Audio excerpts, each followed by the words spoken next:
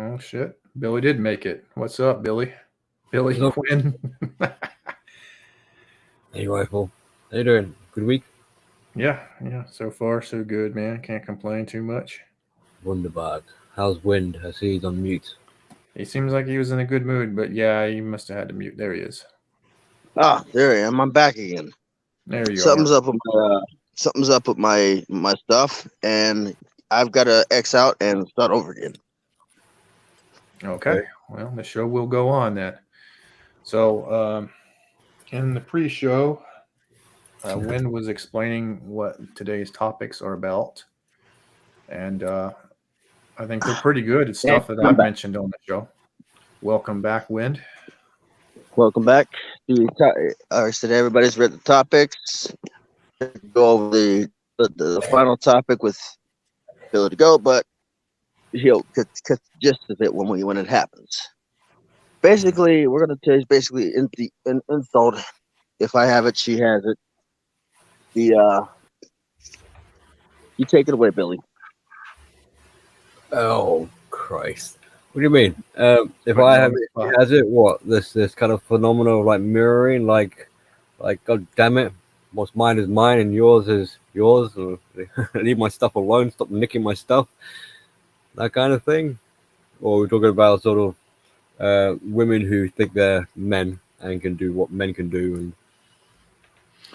Almost sounds like hypocrisy, but yeah, I don't quite know. I mean, in parentheses, he says insulting the red pill. So, um, yeah, I mean, people from, I think he's talking about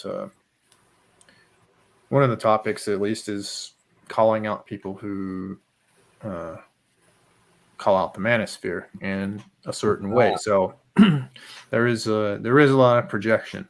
Um, well, this sort so of so-called red-pilled woman kind of thing. Yeah, that's kind of a phenomenon that's going on now. There's a podcast that's going on right now about that exact topic about you can't really red pill women.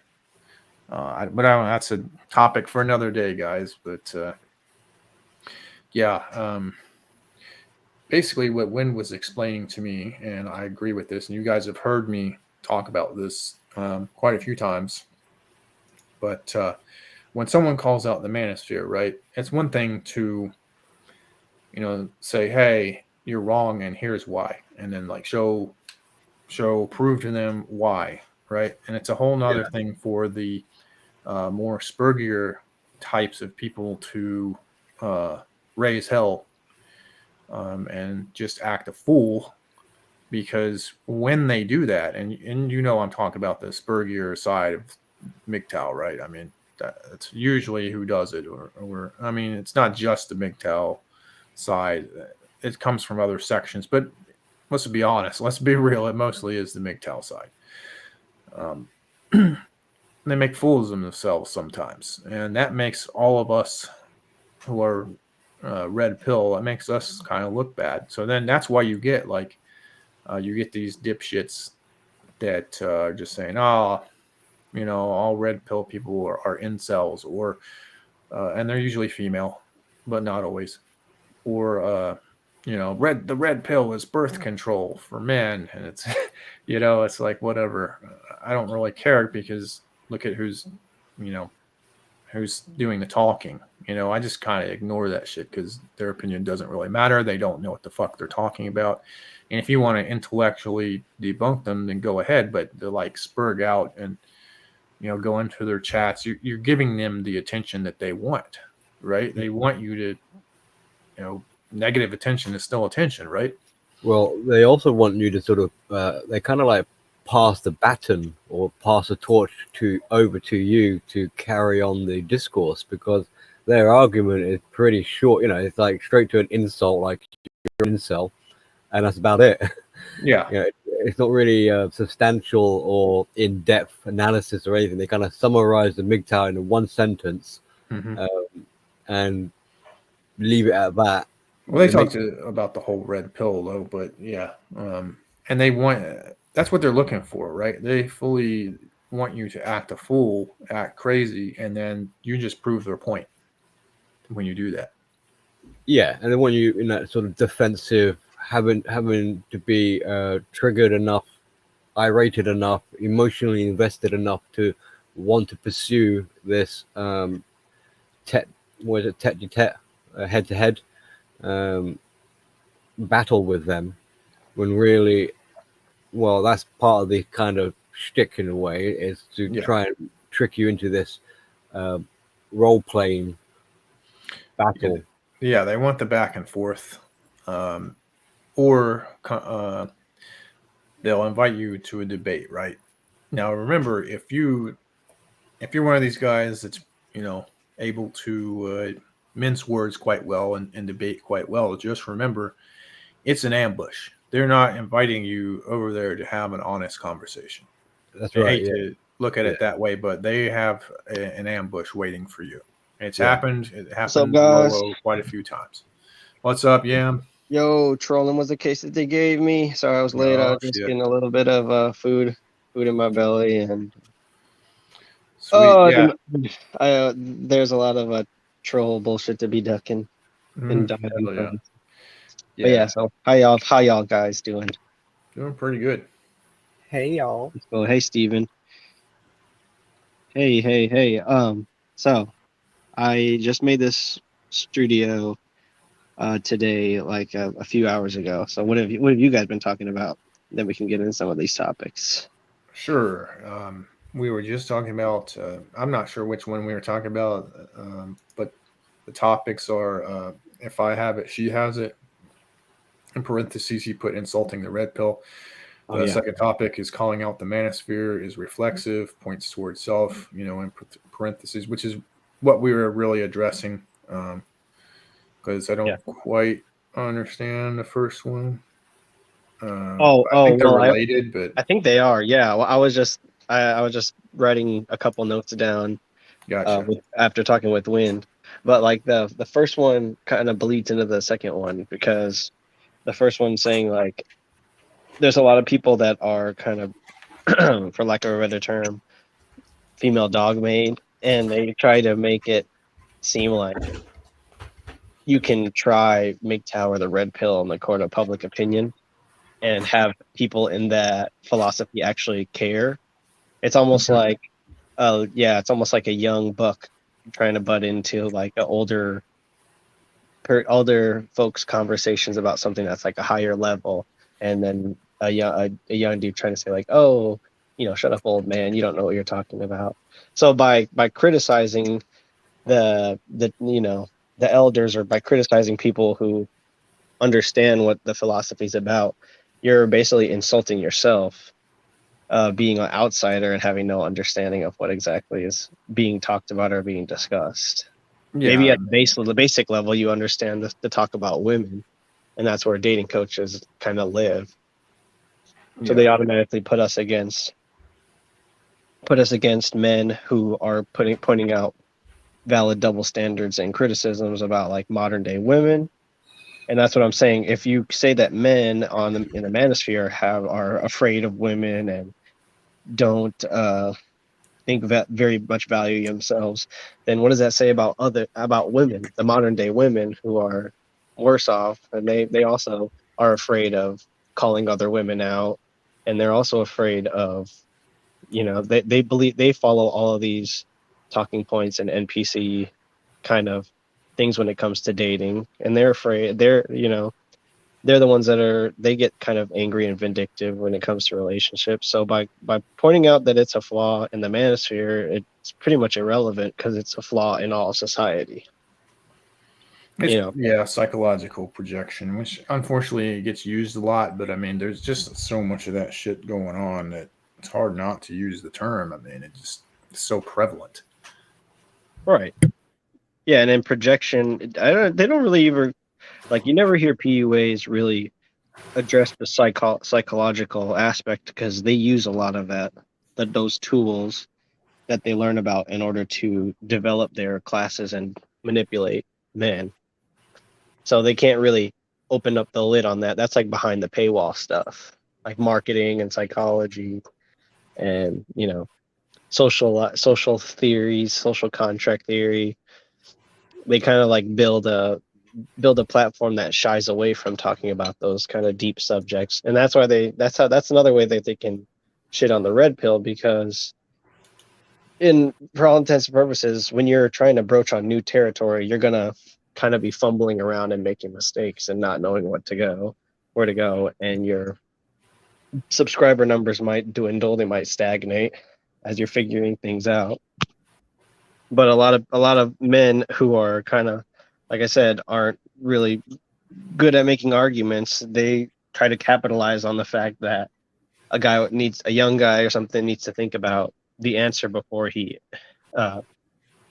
think about the question before he gives an answer, and then they say that that's insecurity and that you're afraid of women, and then that's just like I said, it's just those things, insecurity and fear, are rampant throughout our entire society. There's like no way of singling out a particular group of men that share their ideas online. There's no way that that's going to make the problem go away. It's just kind of something that's here to stay. It's something that everybody does. Everybody outside of the manosphere thinks that they're safe from it, but they're really not. Yeah. Well, here's the thing. You can't treat the red pill like it's a religion, number one. And you can't let your ego take control, because, oh yeah, salute D-Man 50. Good to see you. And the rest of you guys in the chat too. Good to see you guys.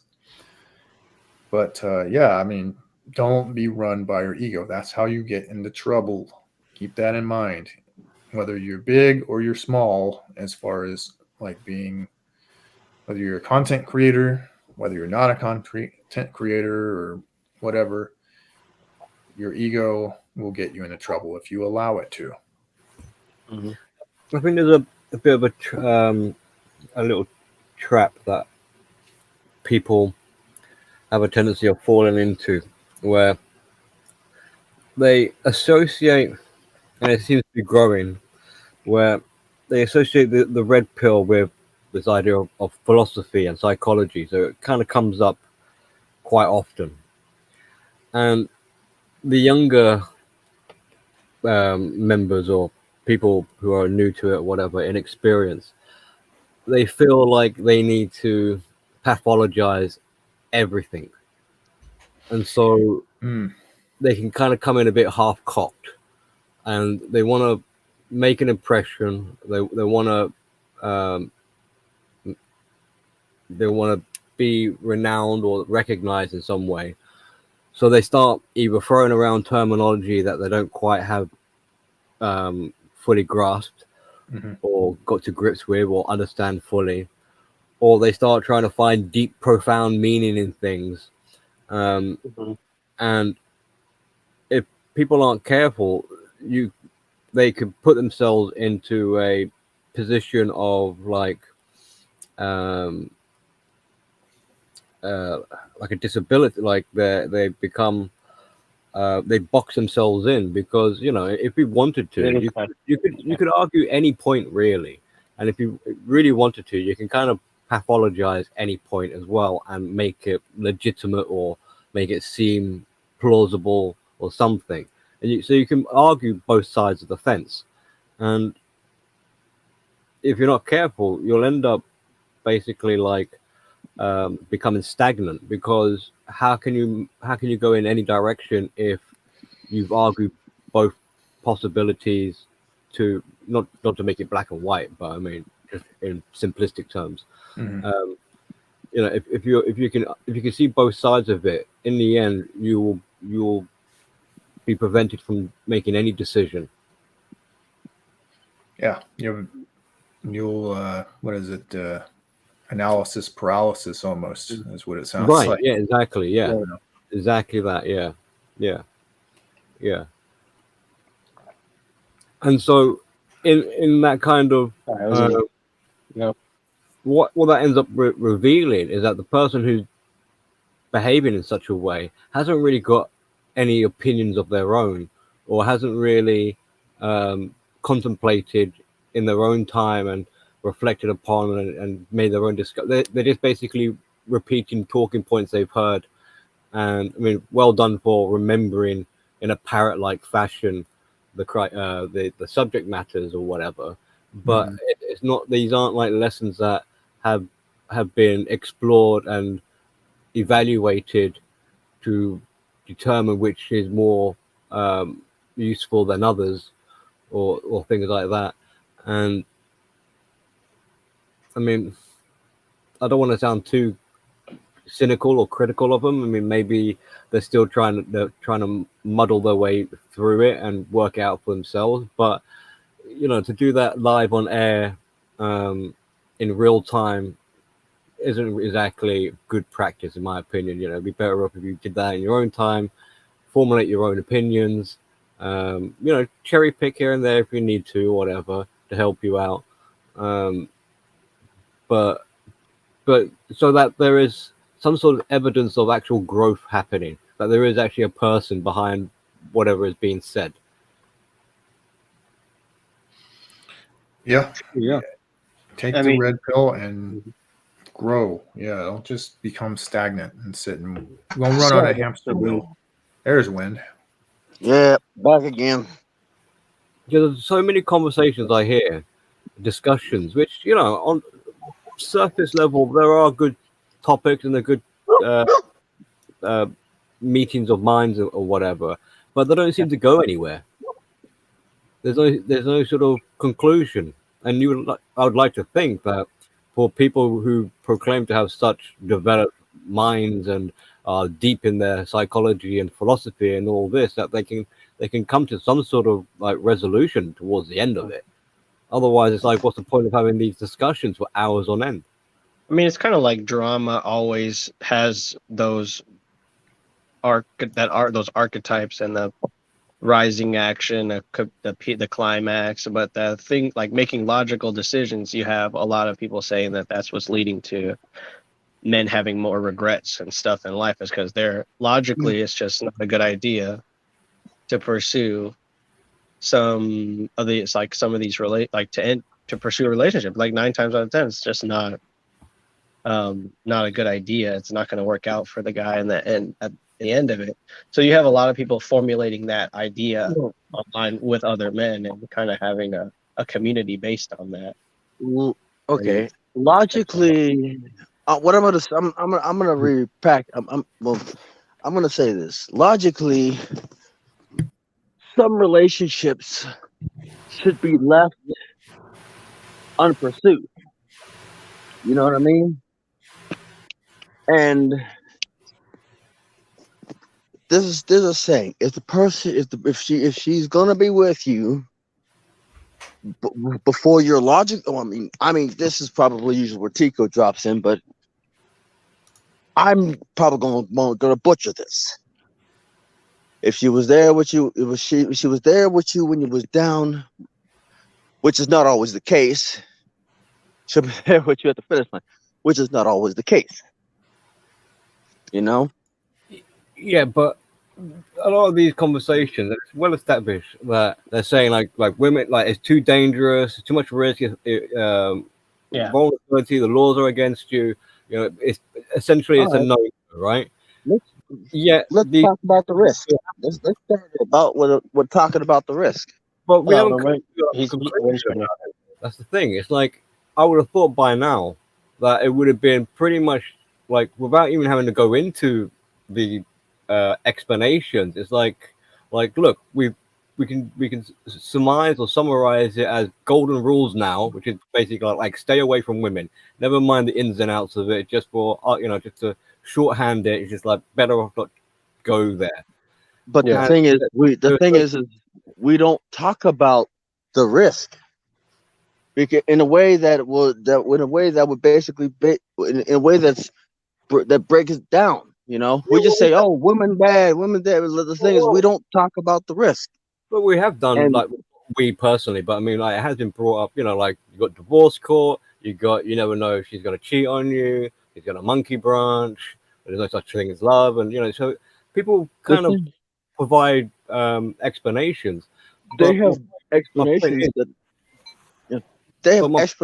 that blanket it. That doesn't go too deeply, it just blankets it. Even if it doesn't go, but the point I'm trying to make is that despite whatever depth of explanations there are, there is and people on the whole are in agreement that women are dangerous, but deep down there seems to be a non-acceptance of that, and the proof being is how much it's continually being discussed. Right. Okay. It's like a point of controversy all the time. It's like I would have thought by now. They're waiting to be proven wrong. Like they're waiting in the wings. Like somebody please come and prove me wrong. Kind of. Well, either that or they're constantly having to tell themselves that women are dangerous or whatever as part of their denial because they don't want to believe it's true. So to avoid being blue pilled and just sucked along with your emotions and feelings, you have to constantly tell yourself or tell your audience, like, no, control your biology, don't do it. The thing is, I've always thought, well, I've worked as a mechanic. There are 3 levels. There are the depot. There's the operational level, which you don't go into depth when you tear something, when you break something, you have to basically repair something. There's intermediate level, which you go kind of in depth, but not completely in depth, to where you have to break something down to find out what broke. And then there's depot level, where you basically rip that thing apart to its base component and find out what exactly happened, how this thing broke, and what the damage is. What can you improve on?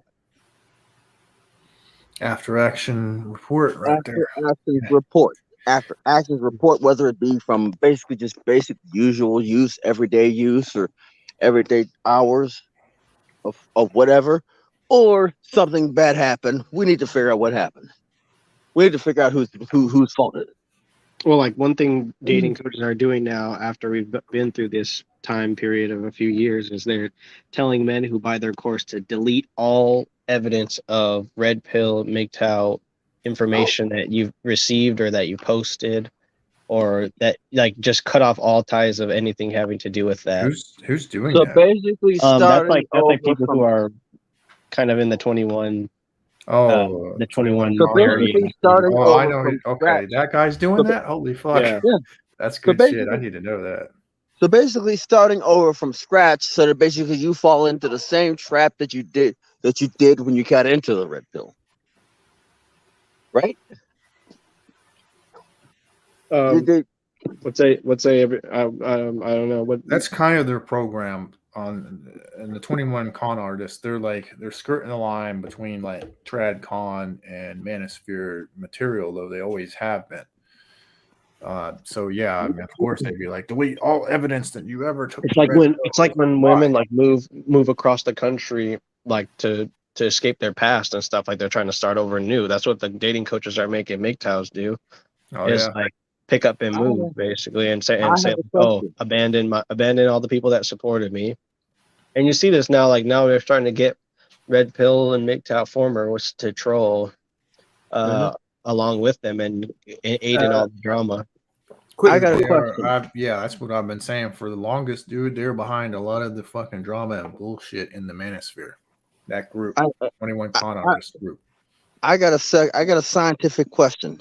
If you mix 2 tablespoons of vinegar and 2 tablespoons of baking soda, what gas does it produce? Carbon dioxide. Exactly. Does it happen? So it happens every single day, right? Every day, every time you do it, it is basically a non-changing constant, right? So are you going to sit here one day, mix baking soda and vinegar, and then huff in the gases and expect it to produce something different like oxygen? Argon. Right. Argon or hydrogen. Yeah. No, that is insanity. That is insanity. Yes, you're doing the same thing over and over again, expecting a different result.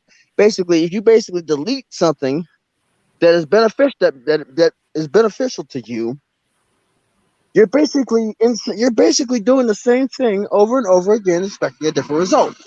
There's a lot of double speaking, like act like you don't know what you seen on the internet when you're talking with women and just go off of intuition and instinct and stuff. Billy, what were you were gonna say something? I've got a little question, but I suspect I already know the answer. So, because it's new to me what you said about 21 Studios telling people to delete the red pill or traces Yeah. of red pill, are they suggesting that Women are the not interested in that. the information that the 21 Studios are providing should also be deleted, or leave that alone? It's in that, what is it called, the liminal society. It's kind of like they want to be the only ones that are part of, that are recognized as archons. So they call MGTOW a cult, yet they want to erase all of the Right. sects and heretics. Yeah. And just have their Beautiful, beautiful irony. only they are allowed to be present. Oh, that's what they want. I mean, he wants Because to. The owner, the retard who runs 21 Con Artist Studios, he said he wants to basically be the TED Talks of the manosphere. So basically, what he wants to do is he wants to get a RICO act on them, right? So I'm going to be the source of all your knowledge. Forget everything that you've learned in the past. Yeah. Just come to me for what you need to know, and I'll tell you everything. And that's what how they you want. get the kind of RICO act. rewriting the book. He wants a And that's how you get monopoly in the And manosphere. that's how you get a RICO Hold on, act. guys, I'll be right back. But you notice he attacks like everybody. Like either he's completely incompetent in picking like who speaks at his thing, because you notice like all his guys keep falling into they keep getting exposed as like gay or being a con artist or different things, and then he has to basically like Jesse Lee Peterson. to run You know who cleanup. that is? He has So- to run cleanup. Yeah. He has Then to it's like, always- we disavow Jesse Lee Peterson because there are accusations that he's gay, and it's like, well, how about when you had Jack Murphy? How about we can keep going down the list. That Allende guy is a gay stripper. You just keep going down the list of people he has as speakers for his shit, and it's like, is it them or is it you? Like at the end of the day, like. But when they aren't discovered, when they're not found out, they're the shit. He promotes the shit out of them. They're great, this, that, and the other thing. And it's like, come on, man. Like, But the thing is, there's a saying that if something keeps happening over and over again, that means that you should probably not be doing that. Yeah, you got to look at the source of the problem. The source of the problem is your freaking either you or your freaking or your cast. Yeah, you gotta pick up the mirror and look into that, because Another thing is that a lot of people have been mentioning the drop in the interest for MGTOW lately. Like I've seen people put the graph of the interest, the search turds and relatability as the like year over year, and seen the downturn. And it's like they're thinking of themselves as a man who hasn't Googled that or looked anything up regarding the red pill, or hasn't even heard anything that's been said, that's a talking point that's been said by a man online. Like they're trying to distance themselves from it and say that, oh, look, MGTOW is gone down in search. But they're not taking accountability or into consideration the amount of people that have gotten rid of those titles and continue to make the same content. Yeah. The people who have been kicked off, the people who have gone to alternative platforms. You got all this extra stuff, and yet they want to put the manosphere up on like the court of public opinion and say, hey, look, these guys aren't able to create a buzz, therefore what they're talking about is not important. Well, there's a couple of factors that, one of them is there was a point in time where they were screeching that MGTOW in particular was a hate group, blah, blah, blah, right? And there was a time where everybody was screeching about it, and then people just found another thing that caught their interest and they forgot all about it. That's part of it. And there's also just things are starting to become low-key mainstream from the red pill side of things. We talked about this before quite a few times, just like more people are using the term term simp, right? You know, that's just one example of many where people are starting to learn about hypergamy, and it's even people who aren't per se red pill are Yeah, I beginning heard one to defense learn. against hypergamy existing that guys, like a man, is still able to get a woman without paying money, and that means that hypergamy doesn't exist. But then they're they're the constant that the woman is swinging to, and money's not even a factor at that point. Two So things. it's weird that they would try to get rid of one of the main core understandings that everybody kind of, without even knowing about the red pill or MGTOW, understand about Yeah. female nature. And it's Now, yeah, just sell their here's book, what sell their right. coaching class. And here's one thing that I want to say is there are two incidents. Actually, one of them is on some sort of television, but one of them is when I was like, I think a couple years ago when I was basically going to an amusement park, standing in line, 2020. Right. I heard the word simp. Of course, still. Yep. Yeah. Hey, Corey. I heard the word simp, Mm-hmm. and for the first time outside of YouTube, for the first time outside of the numerous phone calls that I have with Yam, Tico, Double I, Sherm, and Duzangs, I heard the word simp. Mm-hmm. And the next time was basically what I heard, like, how many of y'all grew up watching Animaniacs? Oh yeah, I remember that. Guess what? They used the word simp. Okay. One more. Its meaning was different back then, but yeah, I mean the word's been around. No, the reboot of Animaniacs. Oh, there's a reboot. I didn't even know that. There's a reboot of Animaniacs Okay, that's new to me. that have used the word simp. Okay. One more thing about getting back to the topic too is, yeah, a lot of people try to just give the manosphere the red pill and make it like a stink. And they try to say that, men are going to have to pay for their use of this technology, and FBI agents open up, knock, knock, knock, and audit and stuff. We've And already paid this- for the use of the technology. and I just wanted to say like that's happening equally in women's sphere on the internet too. Like people who have Twitch streams with like 100 million or 1 million followers that all watch her, all watch them bathe. You don't think that there's some like real creeps in there that aren't being that those women aren't going to maybe be like held accountable for or suffer like the consequences from? It's like people aren't prepared to realize how rough the world is, so they make the manosphere the source of all of the problems. And they say like, if we get rid of the manosphere, then that means all these problems will go away in society. And it's like, And the problem, we're pretty much like a more toned down version of the problems, and hopefully a little bit self-aware. But it's not to say that they're better, and that's where like calling MGTOW a group comes in, because you can always assume a group isn't as good as its leader. Like you can always kind of like demonize the people that are following somebody that they're passionate about, whereas like they try to say, oh, I'm just criticizing the manosphere from an individual perspective, and then that's what they try to draw the line with the public and get the public to turn their backs on their critical thinking skills and their better judgment that would say like, hey, maybe this is just a lifestyle that some men are doing, and it's a non-combative, peaceful, non-violent lifestyle. It's not it doesn't necessarily lead to forced separation of men and women.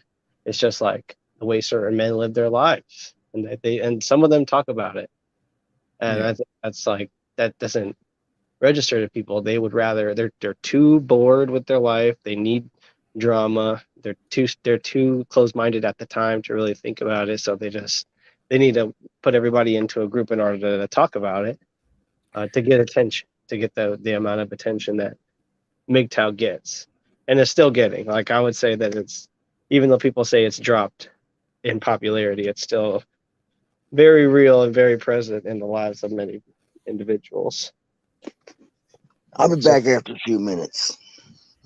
Yeah, but yeah. Did anybody got anything else to say in terms of is this topic is this like what else can we explore about it?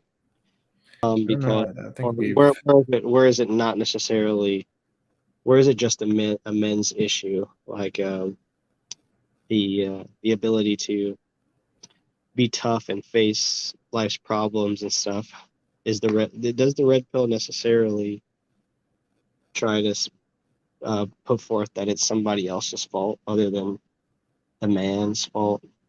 I don't know. That's the place where people take it, and that doesn't really. I don't know. When I was introduced into the manosphere, there was a bit more of a, I guess, understanding of what the red pill was. That it wasn't about blaming and judging people. Like even people you trolled, it was kind of like lighthearted. It wasn't to try to be like demonize them as he's the problem with the manosphere. It's just that in order to make a point nowadays, it's if you just can go at some, can pick apart somebody's argument, it makes everybody who's supporting them kind of like do a double take. What? Wait, he was proven wrong. He's not infallible. He's vulnerable. Like I don't know. Things have sort of changed over the years, as I've noticed.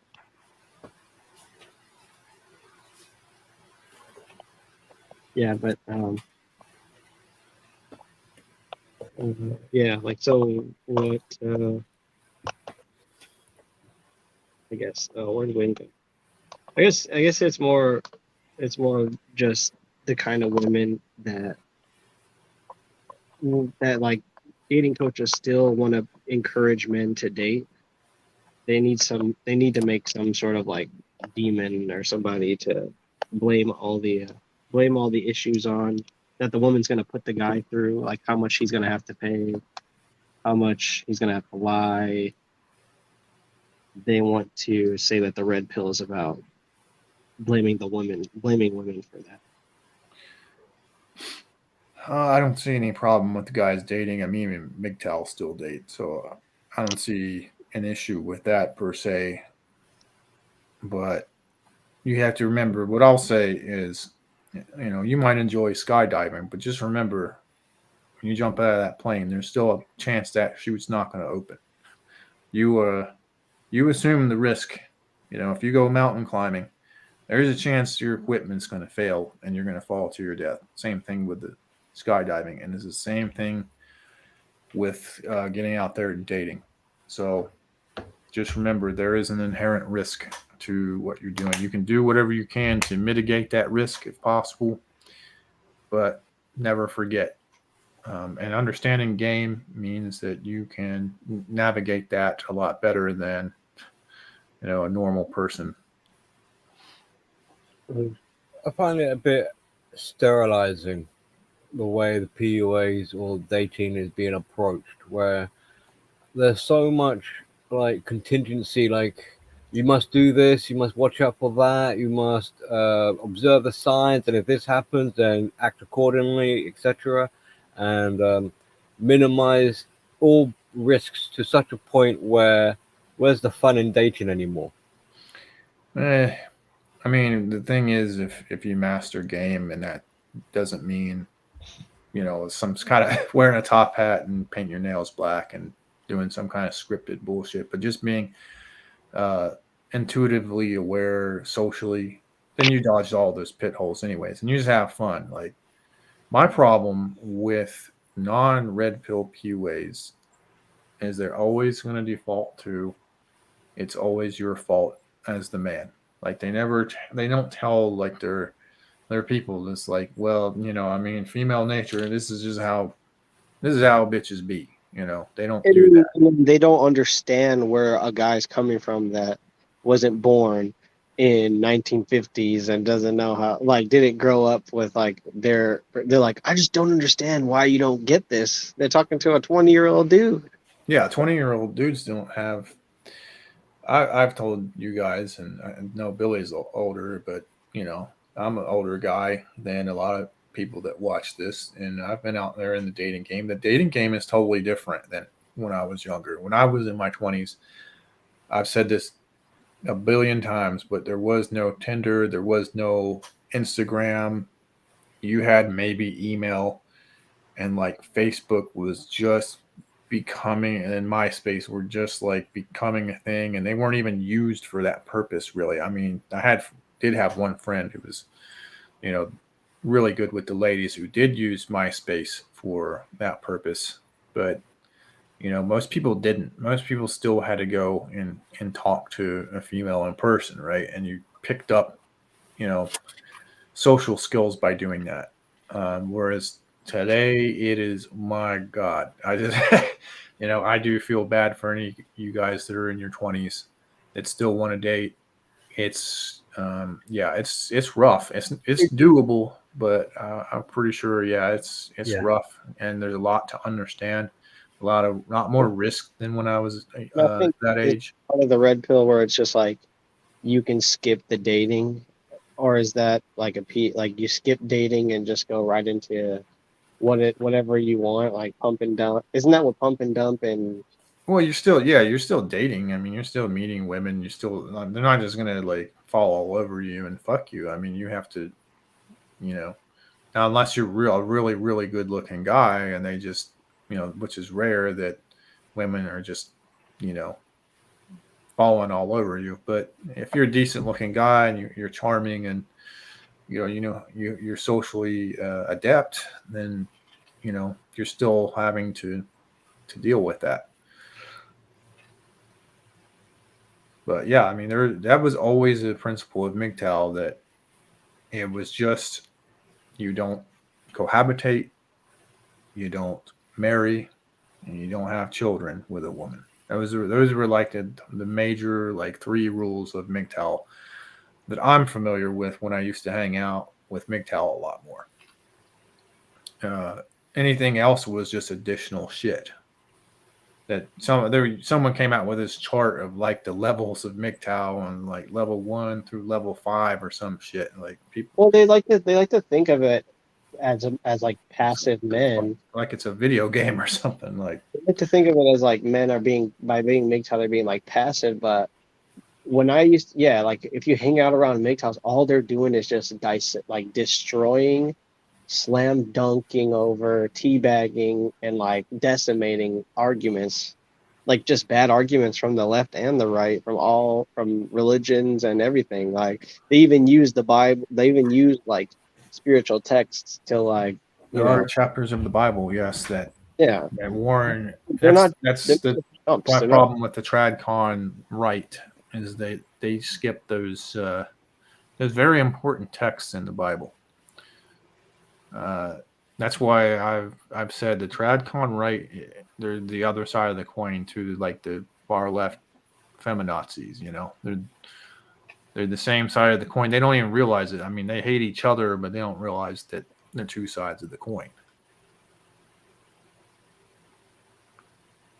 Yeah, I think I mentioned it a couple of bleeding edges ago, but also, yeah, I've been watching the dating coaches don't really have anything to say about, the political issues of today. They're just really in it just to fleece men. And it's sad because if they're gonna completely erase the red pill, they might as well. And like there's going to be a power vacuum there of non-intellectuals, like followers that need something to like glom onto. You think that they would kind of insert themselves a bit more into Yeah.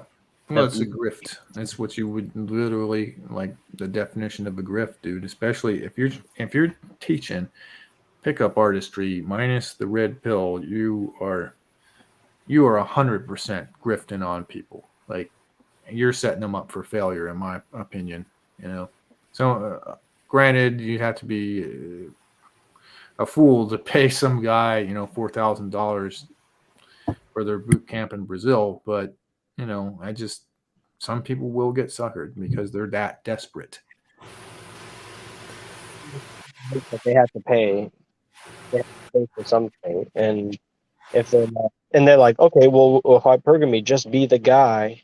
that she does the hypergamy to. Just be that guy that doesn't have to pay. Be that guy that, X, Y, and Z. Well, there's And nothing wrong with self-improvement. That's what no, they're saying, they're but not gonna be the guy. They're not gonna be able to be a different person. don't make people, you don't give people delusional hope is my thing either. Like, I see where you're kind of going with that. Like you, and I agree with you on that. If you, I mean, there is some degree of truth to lookism. You have your chin is like, touching your throat. It's so far recessed. You're probably going to struggle unless you're Well, the have funny thing these other about things. is the fighter guy that's super popular now. He doesn't have the best chin, but he talks big game, and he's super aggressive, and you tell he like overcompensates because of his chin. Mhm. Chin game weak. I don't know who you've been watching, but yeah, some Oh, of them guys are pretty fighter bad. guy who has a younger brother, and he talks about I would shoot everybody, and I'm a shooting range, and Jesus, I would kill people. the fuck? Andrew Tate. Oh, Andrew Tate is. He had no chin. He has no chin. Yeah, he isn't like a Chad in the look sense, but I mean, everybody's talking about him. He's fucking rich as fuck. He's a fighter. He's in good shape. He doesn't have like, yeah, he doesn't have that like Chad chin. But guess what? He's successful. You know. Yeah. But also, some of what he does is just to get people talking about him. That's part of his grift. There's a lot more to it than what's on the surface. But I mean, women want him. I mean, that just is what it is. Is he a pickup artist coach? Not that I know of. He talks about this stuff, but he's more of like a pimp, really. He's got these bitches that do like these webcam shows for the simps. And he makes tons of money off of that shit. Yeah, I mean, like, why can't you follow a person like him and then a TFL Black Pillar and then just live a life that's like neither of those two? But I think everyone, like someone's identity is literally tied into the people that they subscribe to, or at least that is like a narrative that most anti-internet groups, that's what they put forth, is that, oh, you guys are literally becoming this. You don't know the difference between reality and the truth and whatnot, and it's perceived as a huge waste of time to like engage in communities online, and you should be going to the beach, you should be going to other places, parks, piers, hunting grounds. I like going. You should go outside. I don't think Yeah, there's a problem with that, but I sure. mean, But like if that's not your not what you're you know typically engaged in doing, that just doing that because of how you're being perceived by other people is just, it's like a quick band-aid to a solution. People think I'm a shut-in, I'm gonna go out and hunt because like it just it really just comes down to, I think, just how you're perceived by other people. Like, I don't know who has it the most. I think it's the anti-manosphere people that are like so concerned with anything that I do or say, like as a content creator, that might be perceived as feminine, that they need to make it the entire antithesis of what the group that I no. identify with or identifies with me.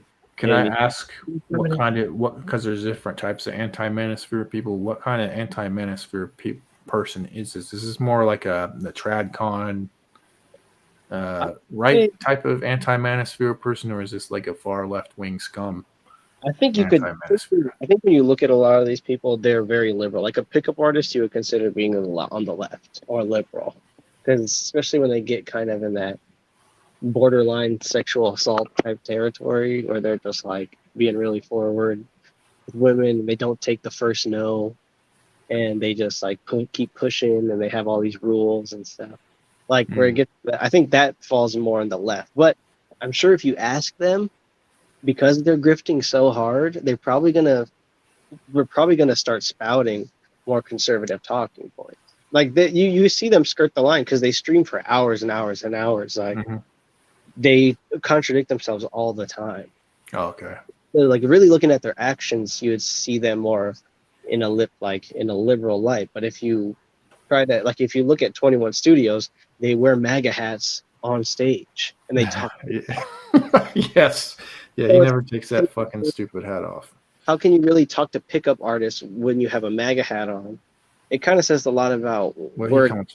both political spectrums are at on the left. They're both kind of on the left in I terms can of. talk about that guy ad nauseum because he's basically a hypocrite who, he wants to promote the TradCon shit, and then he's got these guys. He's got that retard from Brazil that says he's banged. I don't know what his 2,000 women, or I don't know. It changes on the daily how many women he supposedly banged. Which is like the antithesis of like tradconism, and then you got like gay strippers. Like I don't know. He's running some kind of freak show over there. But I mean, he's right wing. Like obviously, he's wearing the MAGA hat, and I'm not trying to be want to be Trump and for young guys, whatever. But for them to follow somebody that says that you're, by not going out and messing around with women, that you're like not living your life. It's just not. I don't think that. I think it's a personal choice. Look, y'all. If you want to be a MGTOW monk, go be a MGTOW monk. Yeah. Enjoy it. And as long as you're enjoying your life and you're happy, go do it, man. As long as you have the red pill and you understand the red pill, you've actually absorbed it instead of like just talk about the key points. Enjoy your life, man. If you want to go bang women, go bang women. Just again, remember that risk. Remember that parachute might not open. That's my philosophy. I don't understand why. I've talked about this on the show. You get the MGTOW monk guys. They're like, well, if you still date women, and blah, blah, then you're a simp. You're not really red pill. No, you're wrong. Well, so was anybody before they went MGTOW. They were a simp too. So it's not like it's not like you're changing the person by labeling him something. My thing is that they're wrong. What they're trying to do is they're trying to force their philosophy on someone else. Yeah. Right. I don't have to be a fucking MGTOW monk if I don't want to, and that doesn't make me not red pill. I understand women. I understand the whole thing. I think it's a luxury to be able to choose your lifestyle and philosophy on life, and that for most people to create that sort of as a problem, or identify that as a problem, that somebody is finding out their lifestyle is different from what they've been saying or subscribing to online. That's a little bit heinous. But like before, when I really was thinking about myself as a MGTOW or living a MGTOW lifestyle, I had much lower standards, but then having found out that you don't necessarily have to be MGTOW'd in order to like kind of just operate in general, my standards got way higher for it, and recognizing what it is and what it isn't. And I shouldn't have to be confined to one philosophy or lifestyle, or have to choose to see it a different way if it's just going to happen organically. Right. The red pill is about the truth. Right. That's it. What you do with the truth is on you. Once you understand it, once you've truly absorbed the truth, that's it. You're free from the blue pill lie. There you go. It's about freedom is one of the big principles of the red pill.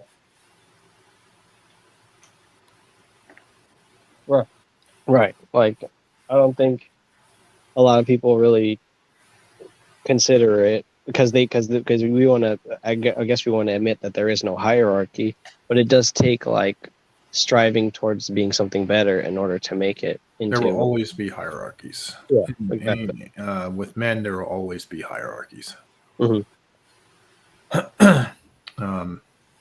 There was another topic I kind of want to see if. That's what I was gonna. Yeah, I was gonna get to the next.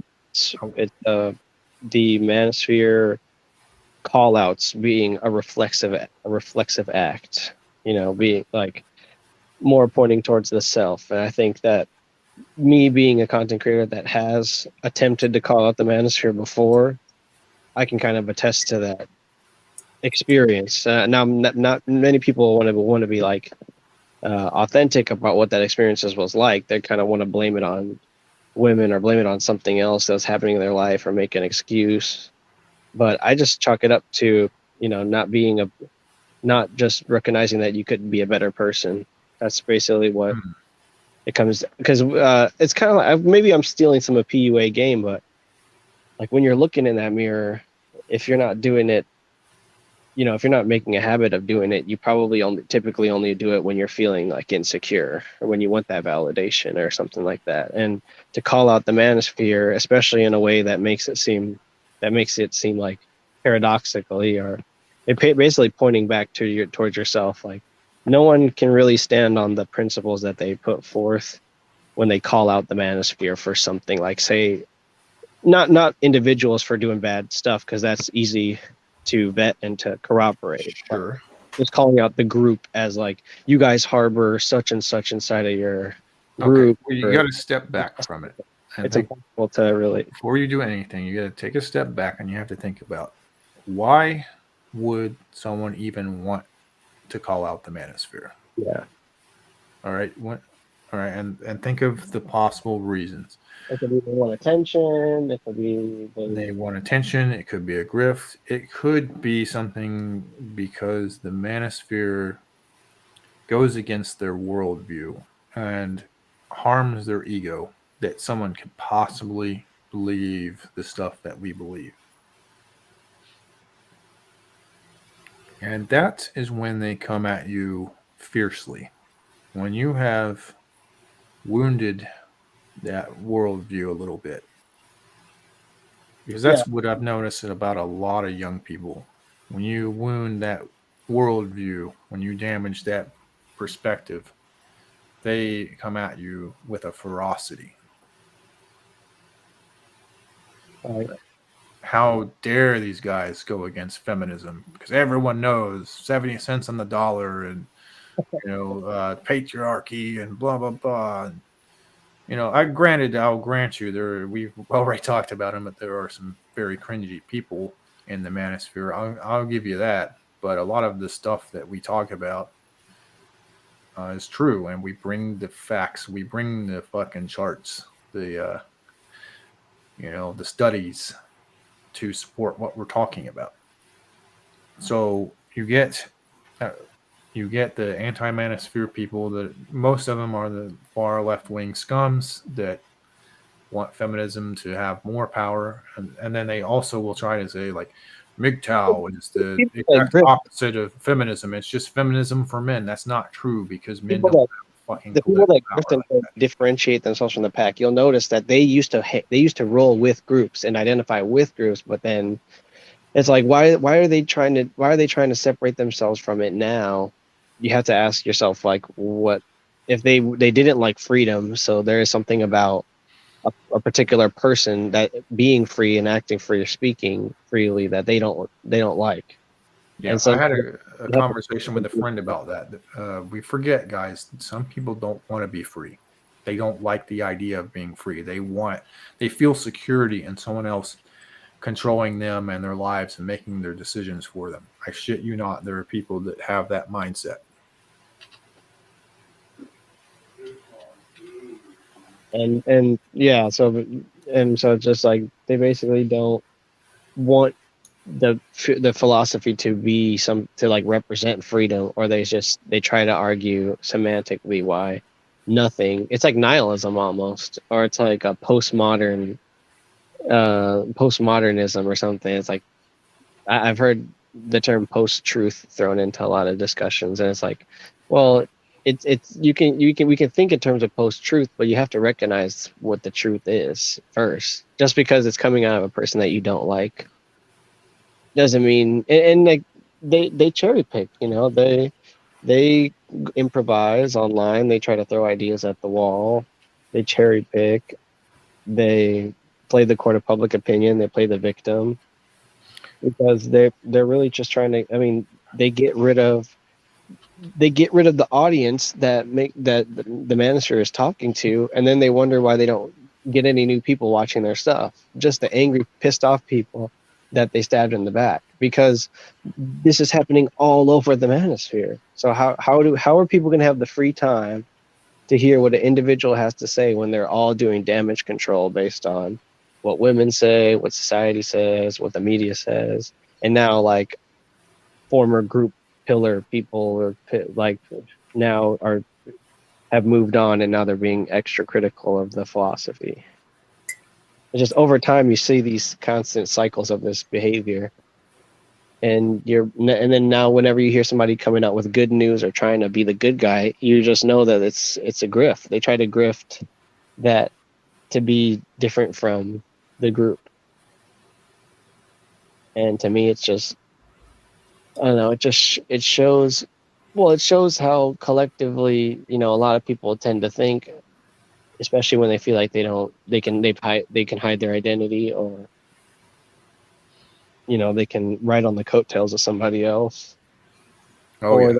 ask these dumb questions, like ask these kind of, oh, how does it look, or what are the implications of what you're doing. And to me, I guess it does sound like uh, they're just a little bit more sensitive than other people, which should be kind of, which there is some room for sensitivity, but in the real world, there really isn't. So I don't know.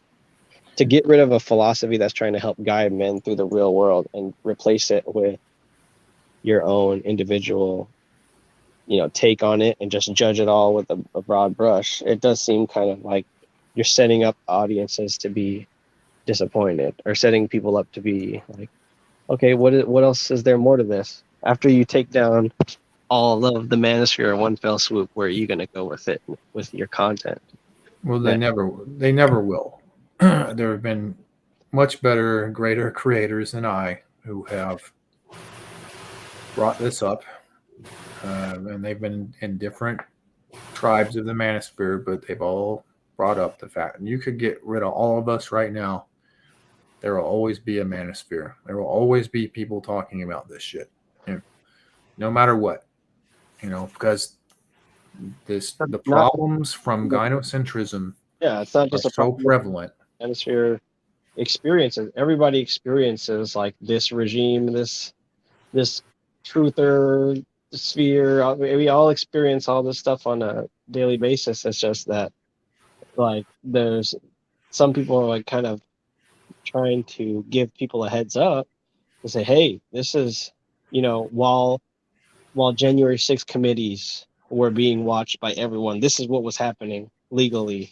This Yeah. is what was being signed into law. This is how many people moved to this state, and this is the way that the cost of living is going. These are the businesses that are going to fail. These are the families that are going to be broken apart.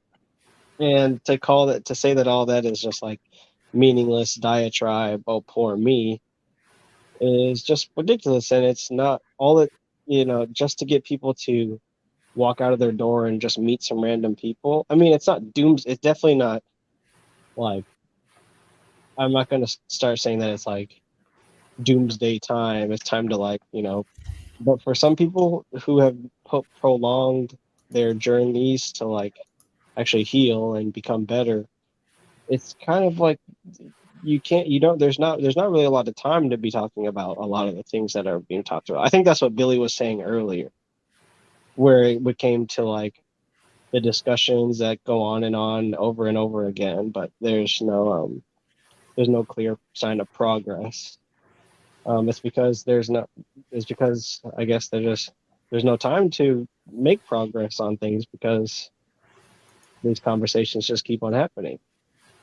For some people, the destination isn't the goal. The whole point is just to have the conversations and have them recurring. So yes, like as Rifle saying, that these conversations will be everlasting. They were here long before us, and they'll be here long after us as well. Um, they have they have, whether we like to acknowledge it or not, some grounds of use out of them, whether it's productive or just to pass the time and twiddle our thumbs or whatever. There is some sort of benefit to having these discussions, otherwise they wouldn't be taking place. Now, what value people or individuals that come to these conversations derive from such discussions is another question. What would be nice is, and what the suggestion, generally speaking, is that people listen, they participate, they adapt, and they learn to, and they grow from it, they benefit from it, and hopefully to a point where maybe they won't need to continue the discussions, they can kind of move on and live their life. But percentage-wise, how many people are doing that is probably very small. And then there's other things that compound it, make it more difficult, because you have people who they might have all the best of intentions to want to improve, but they simply just haven't got the tool set to incorporate what is being taught to them and to apply it to their lives. So they're the ones who want to heal but will never unfortunately heal. They'll have ones who are like in denial, there'll be the grifters, there'll be all sorts of characters and people come into such spaces. Mm-hmm. Yeah, and that's what I say. Like the split off now that I've seen recently is that you're feeling an unrest, a growing an impatience with people who you, in your view, don't have the tools to grow or refuse to grow, and so you're using the court of public opinion in order to put that person on trial to see if they will voluntarily light a fire under their ass, or if you can just threaten them with as emotional manipulation as you can. Maybe they'll kind of bend for the better, like bend in order to change who they are, and that will show, like, as opposed to a channel with 700 videos about the same thing. Maybe if you can manipulate them, that 701st video will, you will approve of the progress that they've made from the 700 to 701. And it's like that's satisfactory progress for a channel or for a person. Well, it's like you can lead a horse to water analogy, right? So there should come a point when a person should realize that you can't really control other people, and even with that realization, people still try to control others as well, so just because you might be all endowed with insight and be the enlightened one doesn't mean you're gonna not try and manipulate or suggest or try and control or project your opinion onto others in the hopes that they're going to follow your guidance, essentially, like, so that basically elements of control. And so this is what, like you guys were saying earlier about calling people out, and how it goes against this person's worldview or this person's philosophy, or somehow it's an offense to this person's own personal beliefs. Yeah, like the fact that they can hear contrary opinions, it's almost it's a blessing in disguise that most people who are kind of who are emotional in that moment, they see it as being the world is coming down on them, but when really it's like the world is opening up to them, it's showing them that there's somebody that disagrees. And that's why you hear a lot of people who have content say, I don't want to mention so and so's name because I don't want to give them the attention. I don't want to, like, you see a lot of esoteric being done because there's like that ego tied into learning that there's somebody different. And I'm not just talking in general, being esoteric in general and trying to hint at things. I'm just saying, like, when people get emotional, they don't like to really have that discussion that they say is necessary or is ethical or is moral. It's a bit of a backhanded. When people say, like, I don't want to mention so and so's name. I mean, come on, everyone knows who you're talking about. You might as well say their name. Exactly. Making such a big hoo-ha about not saying their name, That it would have been a lot more easier if you just said it. If you truly don't want to give them attention, then don't even bring it up in third person reference or as a subject matter. You know, you Isn't it called like a clarifying statement? Like, I don't want to say their name. This is why. Or I'm not going to talk about. I'm not usually supposed to talk about this person. And it's just like, well, well, I'm going to talk about them anyway. Mhm. it's Guilty. I will say I'm guilty of that one. no, when it's Sometimes that's innocent. the reason they're after you, though, is so that you give them attention. And no, people don't always know who you're talking about, but I do, for the most part, agree with what you guys are saying on this topic. Yeah. There's a person who may or may not. The reason I don't want to say their name is I may do something on them, I might not. Just No, spend but the that's balls in their court on that one. when it's in the realm. Okay, I know you're not talking about just trolling, but when it's in the realm of trolling, it's strategic. But when it's in the realm of just a day-to-day video that somebody posting, that's being petty and it's being emotional. Okay, yeah. No, I'm not trolling. I'm Yeah, Yeah, and that's I it's a mean, complete. It's completely different. But like the behavior is like the clarifying statements and stuff are it's the exact same thing. The exact same thing. It's just yeah, I mean, like it's sort of it's like a situational context, I suppose, where it depends on the circumstances. I mean, if it's a behavior or relevant to like a subject matter, then maybe you might need to sort of discuss what so and so has done. But if you're bringing them in purely in a kind of like ad hominem sort of fashion, then maybe a line is being crossed that doesn't necessarily need to be done. Um, but I'm saying when you bring in their legal name or when you bring in that, like I said, the court of public opinion, victim points, me, cry me a river. That's when you start to bring other people into that world, like that realm of look at what the shame on this person. That's bad. But when you're when you're bringing their name up as a topic, like topically, like we talk about Andrew Tate, we talk about Steve the Dean, we talk about all these people that are out there that we're not supposed to ignore that exist because that's what they do to everybody else that they disagree with, and I that's think not okay. what is more positive or more productive, it isn't so much looking and pointing fingers, as tempting as it might be. It would be more of a case of, well, what's within my locus of control, and what can I do, and basically be the example um, that I'm trying, be the example that I don't want, um, well, be the example that I would want people to sort of emulate or follow, preferably, rather than point out all the wrongs that shouldn't be done. Instead of being like a naysayer and pointing out all the criticism, instead pointing out the things, it's like, well, what should we be doing then? Well, I It's think a that's little bit like when it's like where you focus your attention. So if you're driving and you're focusing on the road, then most likely you're going to stay on the road. But if you're focusing on running people down, then unfortunately that's more likely what you'll end up doing.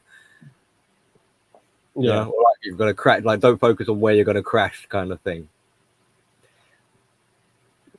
Right. And I think like I maybe it comes at a point in every man's life who's a content creator who's like, oh, you know what? Talking about this stuff is not doing good and like but for me, I just really like I don't know, I see it as an excuse because like I feel like a lot of people are taking into account a bunch of extra stuff that doesn't need to be really brought into the philosophy to be able to talk about it and thinking that they have to live up to some ridiculous standard in order to talk to about these topics.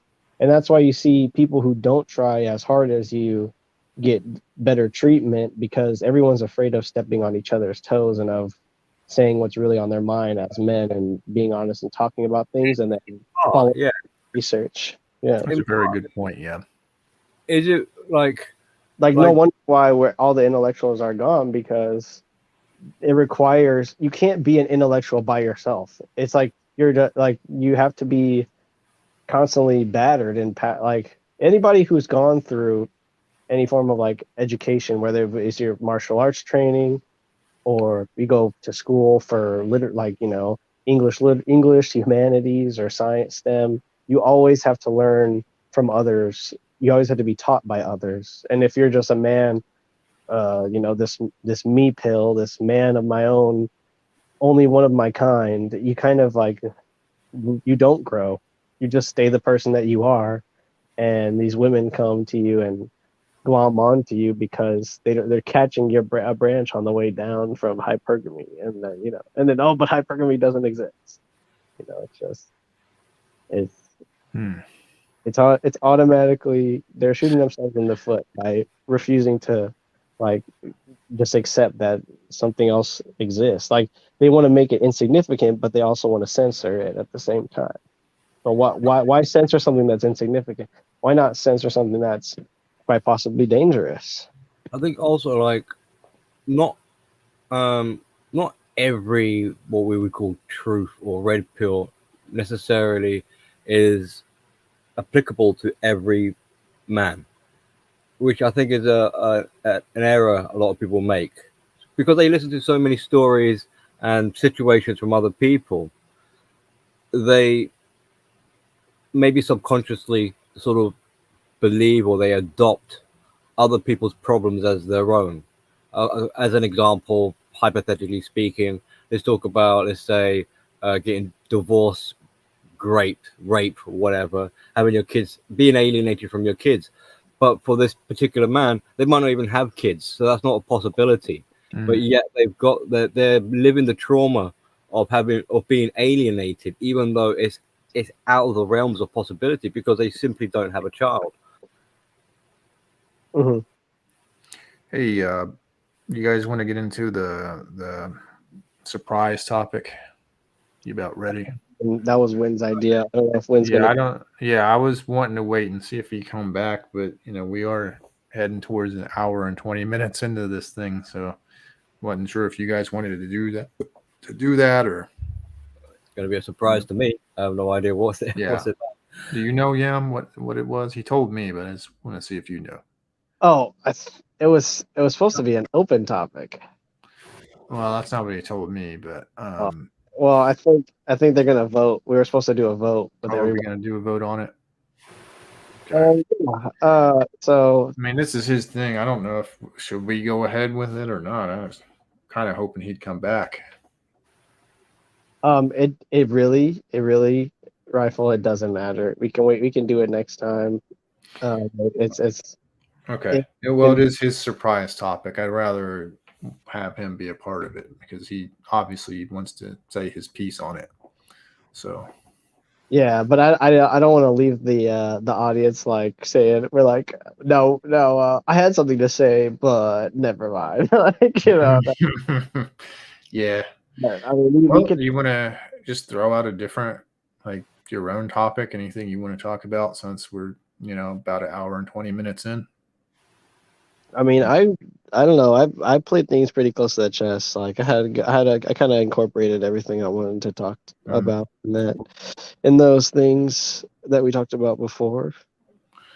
What about you, Billy? Yeah. Very particular topics.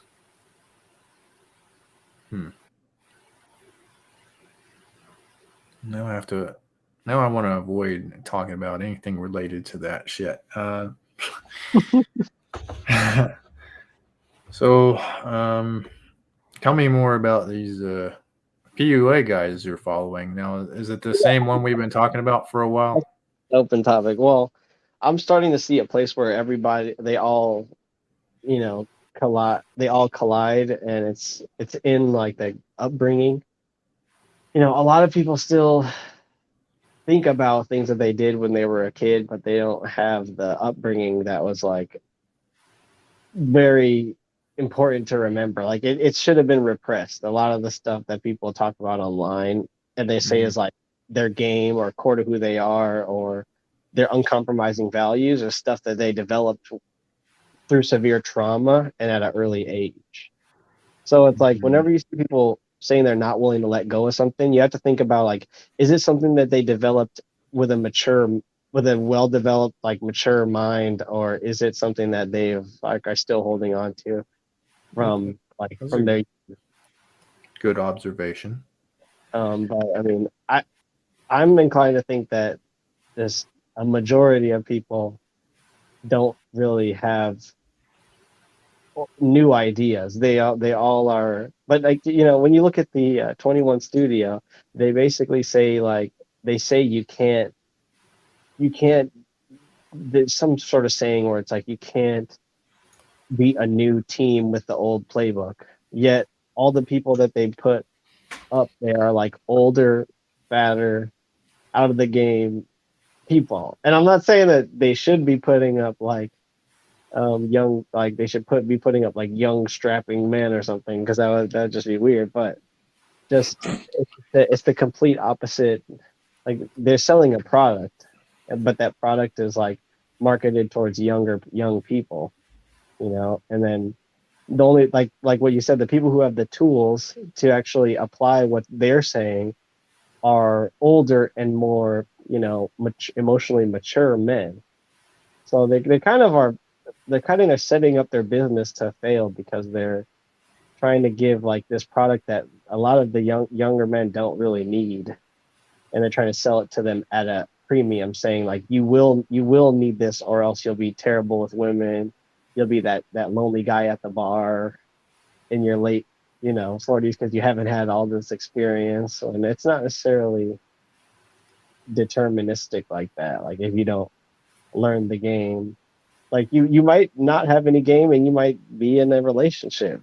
Like that's a total possible. That's definitely a possibility. Like you might have kids, you might get married and stuff, and you still might not know the game. And then you get fired from your job, and because you like, or you are unable to like have a side hustle or something. And then they say that men who are about to get out of these long-term relationships, that they're just going to go be red pill. They shouldn't even, like, if you take longer than a year to hook up, then you're just probably going to be in the red pill, and you should just go over there. Like it's a bad thing, like typically when you break up with somebody long term that you've been living with, there's like a bunch of separation, and like there's life just hit like getting rough and stuff. Like some guys go homeless. A lot of channels are based on that, like people losing everything.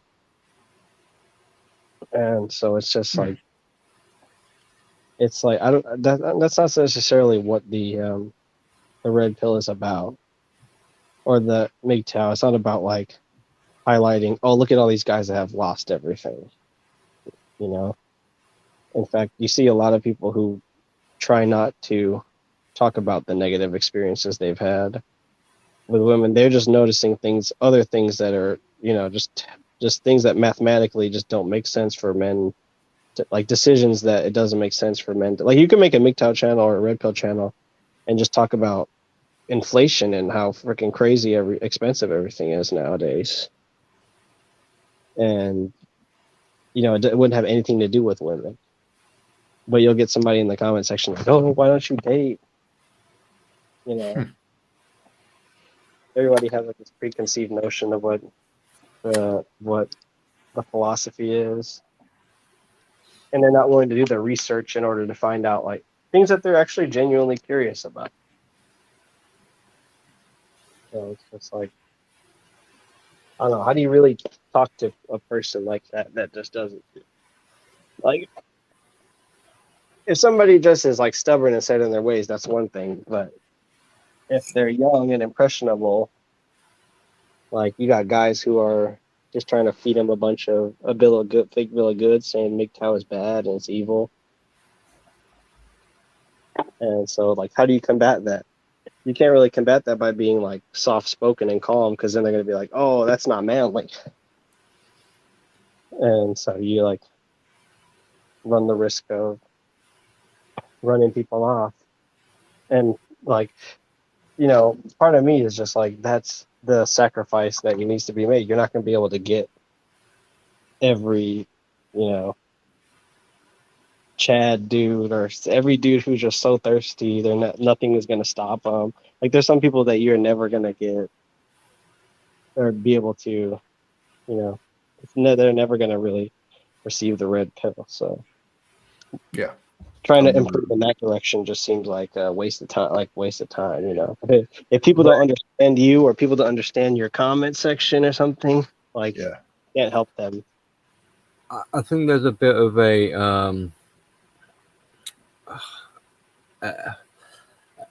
a problem with trying to make the red pill like a universal, because people are different. You've got introverts, you've got extroverts, you've got different personality styles, etc.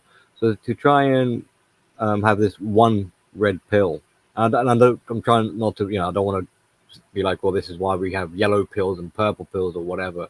Oh God. None of that sort of silliness. But the point I'm trying to make is the dynamics of or the individualism of people. And so like it can be difficult, for example, to try and suggest to a extrovert to be more introverted and or introspect. They're going to have to work with what they've got. And if they are more extrovertly based, they're reliant on the outside world and things like that, then they're going to have to sort of work with that, um, as much as it might suck, because that puts, we, generally speaking, in a broad sort of brush, the red pill philosophy. I get the vibe that it tries to come across as a majority of introverted people who self-reflect, who are into self-improvement. But I don't know if that's actually true or not. I suspect it's actually more the other way around, really. I think a lot of these people are more, especially like the PUAs and things like that, are introspecting, avoidant. They don't like to have to, because it's uncomfortable and it's difficult to do, and there might not be much of a sense of self there to begin with. So their focus is more externally based, and they feel more comfortable with that. So they're much more inclined to, and maybe this is why they get a bit frustrated, because they're so drawn to Yeah, being and I part think of about it from that perspective too.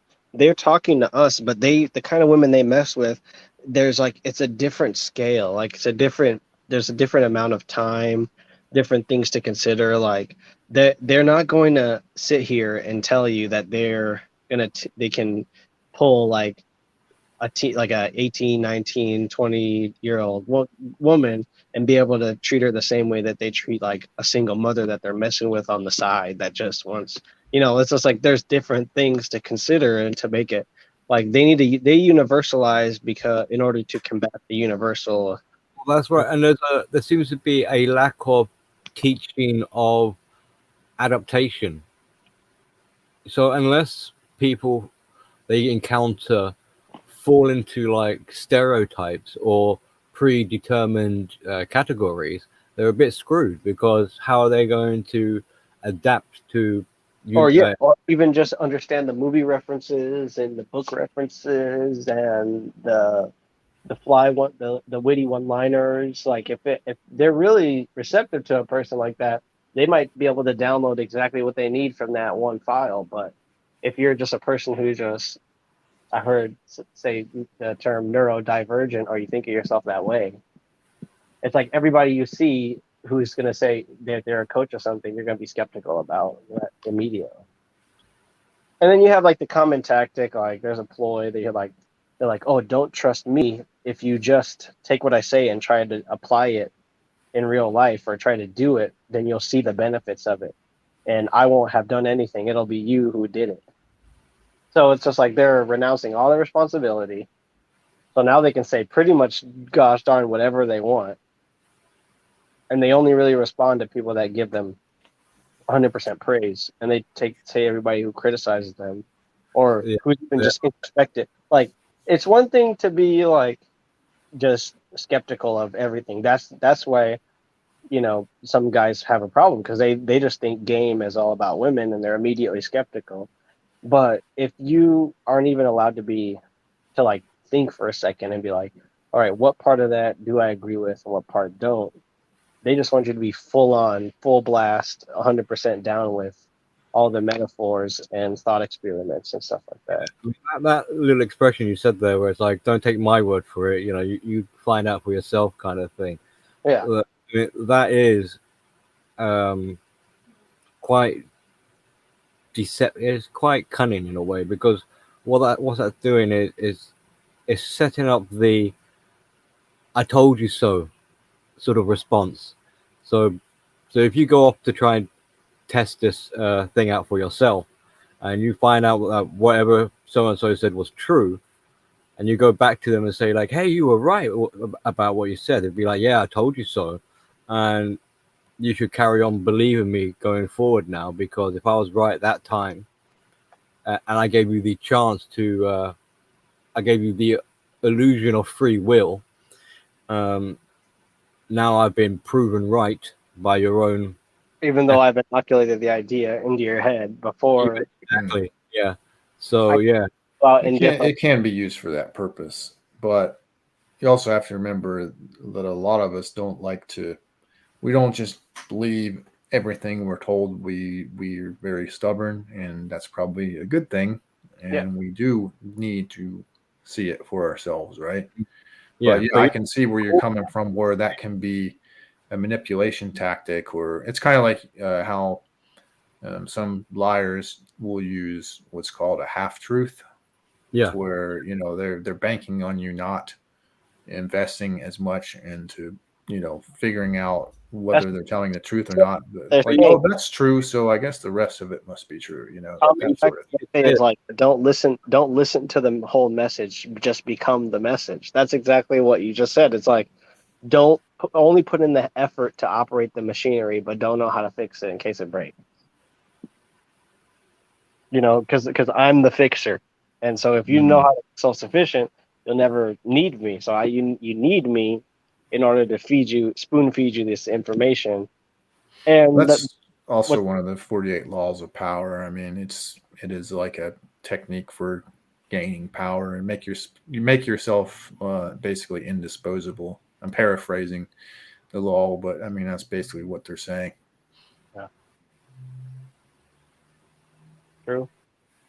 I mean, they basically make themselves indisposable to a bunch of people who have zero buying power, or only enough money to buy a dating class, as like or choose dating classes as like a personal expense. And most of the time, you can get that stuff with like perks. You could get game for free from just having friends that care about you and look out for you. So it's just like, I mean, what you see them now doing is like they're trying to appeal to women, but the thing is, they have to have miserable, quote unquote, beta male guys around in order to push the product to. But the thing is, women aren't attracted to those, so they have to moderate. They have to make the women wrenches in order to make sure that the guys don't. They can kind of block and ban any guy that they think that kind of sounds icky. But their whole entire thing is to try to game women in order to like, it's pretty much to manipulate them. But they're like, it's not manipulation, it's manipulation. Okay, it's manipulation. But like, so they have these women that are present that they have to put on a pedestal just to keep them around. So is that going on like with that guy? Yeah, it's like yesterday or like a few hours ago. There's like these kinds of streams that are. Oh my gosh, I haven't seen this shit, dude. That's very interesting. Holy fuck, like. And like that, I think one big danger you could say is just if people become smattered by competitive parts of the red pill, they'll never go out into any like of these other territories, and if they need it, like see any of this stuff. Like that's why it's good to have to have someone who's willing to teach it to you, because having to I can tell you now, like I don't use my free time very like wisely, but even having the time to listen to these things, it brings down your quality of life. I think you have to be doing absolutely nothing in order to really like dissect it. And the thing is, most people aren't doing absolutely nothing. They're like listening to this stuff piecemeal as they're going about their day, and it's not really there's no way it would get absorbed very quickly. I mean, the bullshit is very apparent. Like you come to the conclusion pretty quickly that a lot of the dating coaches are pretty much full of shit and they don't know what they're talking about. But for people who honestly don't know it any better, they could sit there for hours and just take notes and be like, okay, on my next approach, this is what I gotta say. And they encourage people to rehearse their lines before going up to a woman. So automatically there, like so much of their time is being sent. And it's all through the lens of self-improvement. Like you need to create all these things for yourself as a man in order to carry yourself through life. Kind of like learning an actual skill or developing actual social skills, not just like game, which is like really only good for things that you actually can control, but just learning resiliency in life and being able to handle rejection. Like they talk about rejection doesn't exist.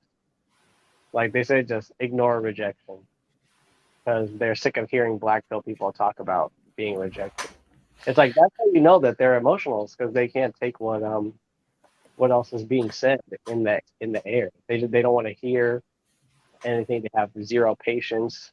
They're unable to sit and talk to somebody. Somebody tries to give them context to a question, and they insult their intelligence by being like, "That's not a question," you know. It's like, all right, I'm 24. I have a girlfriend. That's not a question. Ask the question. It's like, okay. I have this girlfriend, and they're like, "Oh my god, this dude's an idiot," you know, like kindergarten stuff, like just basic cafeteria lunch table type stuff. And so, I mean, you can't. It's being too impatient. I get it. To some degree, they're trying to save themselves time, and some people are just assholes, and I don't want to hear other people whining, and I can agree with that, to a certain degree too. But you also have to have some level of empathy. I mean, bad shit happens to people. It's and sometimes it's a little bit therapeutic for them to talk about it. Right. And that's what they consider the red pill, like a therapy session, and people high-fiving each other. That's one thing that gets passed around a lot. Oh yeah. Yeah, like apparently we all high-five each other. Okay. At the streams. Do a virtual high five then, guys. Yeah. Like what's wrong with, and that's the thing is like, it's perceived as like high-fiving is perceived as like online is perceived as feminine or something, or bitch made, or not becoming of a man. Like what's wrong with since when did men never high-five each other? It's like every buddy cop movie, an action movie, there's always dudes like, gripping up, hands and high-fiving and handshakes. Like Rush Hour, the handshake from Rush Hour is pretty iconic because it's in the middle of a fight scene. Chest bump. Yeah, the chest bump. Yeah, even the slap. Like on the baseball field, or like they always. There's that too, but it's just like I don't know. It's funny. Like if you look at the 21 cast, the lineup, they all are the same body shape. Like they like pregnant men, like pregnant. Yeah. It's crazy. Like I was literally looking. I was like, I'm looking at all of them, and they all have just the gut. And I guess they kind of like lucked out because they can kind of be like, this is what real men look like. We're not the cameras and the lights and the washboard abs. We're real men who have lived. We eat well or something. I don't know. It's just like they put on a suit and some fancier jewelry or something, and then now they're real men. Yes. Well, they're practicing. A lot of them are practicing the fake it till you make it philosophy. So they just trying to look like they're very successful, and how they get their success is they get these young guys who want help to give them their money, and then they take that money and they invest it and do various different things with it, and they make money off of someone else's money, and they're constantly with their hand out, wanting super chats or whatever, and there's fine if like I can understand if a content creator is like entertaining, you like them, you support them, and you want to give them $5 or whatever. That's one thing, but like if you're you don't talk to your chat unless they give you $5 or whatever. That's kind of lame in my opinion. Well, yeah, I mean, if you didn't want to waste time, and you just would be on, you wouldn't be on YouTube at all. Like YouTube is such like it's even if you're able to, even for people, unless you like are like have like a whole corporation, it's like YouTube is always just a side gig for everyone. But then people try to claim like, oh, I'm not a content creator, I'm not a part of a manosphere. This is just like supplementary to my book, and so I'm on a deadline here, and I have this goal. But it's not like an informational video. It's a bunch of emotions. It's a bunch of pandering. It's a bunch of virtue signaling and bragging, and none of that is essential. None of that is good use of time at all. Not even to sell a product. You can sell a product a lot better than by sitting online and like having female testimonials and like playing voicemails of desperate women that that are trying to monkey branch and like, oh look, we caught them. It's like, yeah, that you mean they grabbed you without you breaking and falling down with them. That's pretty much the best of the best 21 Studios guy is just a strong branch that a woman monkey branched to.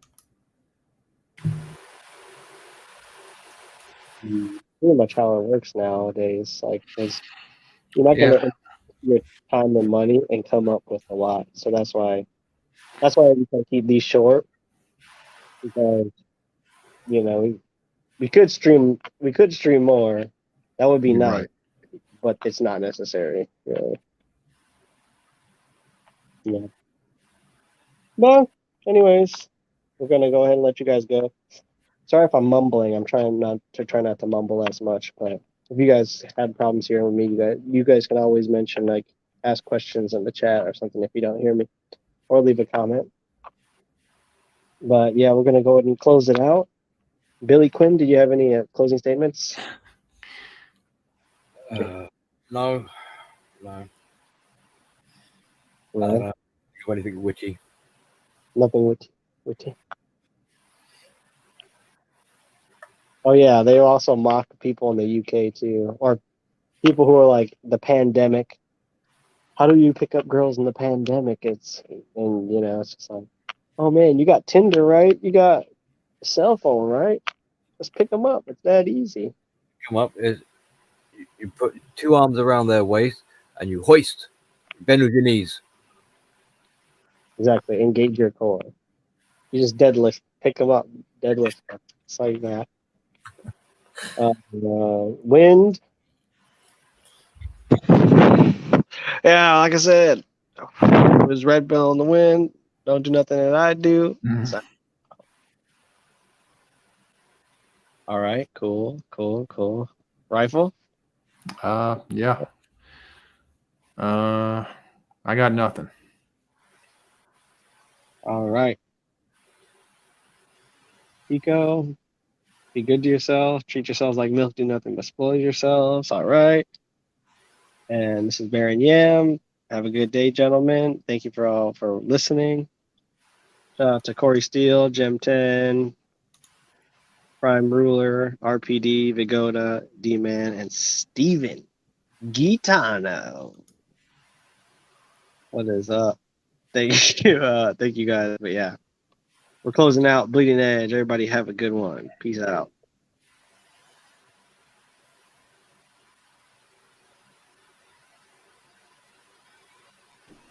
You want answers? I think I'm entitled. You want answers? I want the truth! You can't handle the truth!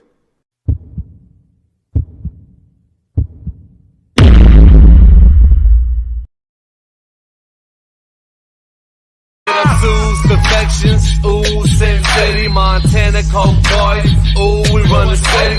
Homie tryna keep up. Ooh, they going broke. I'll finish your career. Ooh, get a rope. Ah. Warning, warning, warning, warning. Dope money.